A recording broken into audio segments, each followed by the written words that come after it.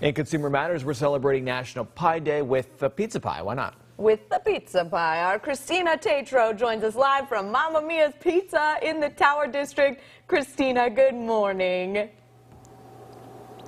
Good morning. Our order is almost up. We are working on it right now here at Mamma Mia's Pizza. This is their new location, been open just over a year here in the Tower District. Take a look up at that menu.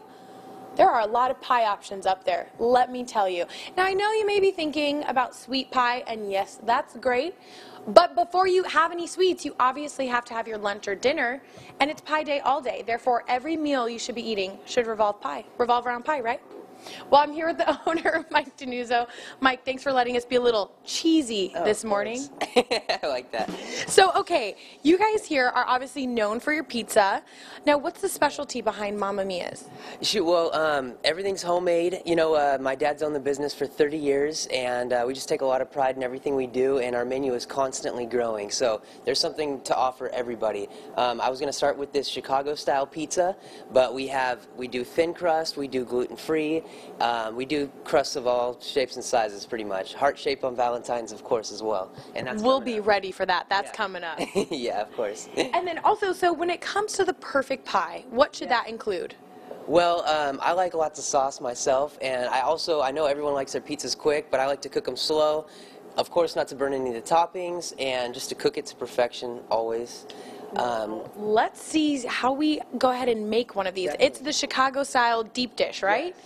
How do you make a deep dish pizza? Well, it starts with a few hours of rising the dough. I'll let you go there. Yeah. Perfect. And we have it in this kind of like a pie pan right here. And in Chicago, they actually put the sauce on afterwards. They kind of do it backwards, the toppings-wise. But I should typically just make it like a normal, pizza.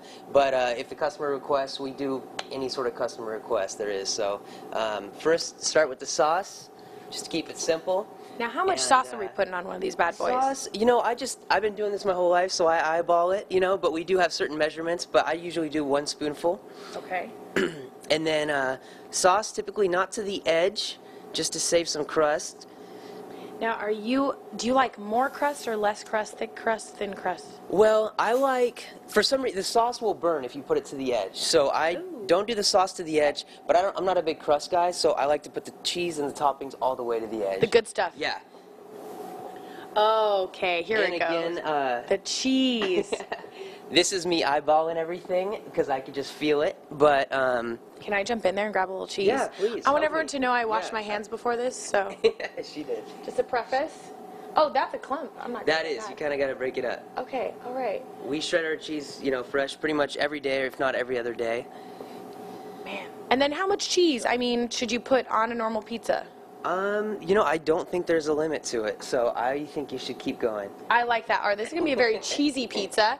And then after this, what do we do? Yeah, with the Chicago style, it's a really fluffy, it's kind of a sensitive dough, so we could put a ton of toppings on there because everyone loves like a combination or a vegetarian, and we have lots of great specialty pizzas, but when it comes to the Chicago style, I don't like to weigh it down too much. I like to just keep it simple and light, so perfect. I would just recommend 1 or 2 toppings max. So why don't we just do a typical pepperoni to start this one off? Perfect. That's something that you can do too right there if you'd like. Perfect. Okay, we're going to throw some pepperonis on this and then show everyone our little final product here.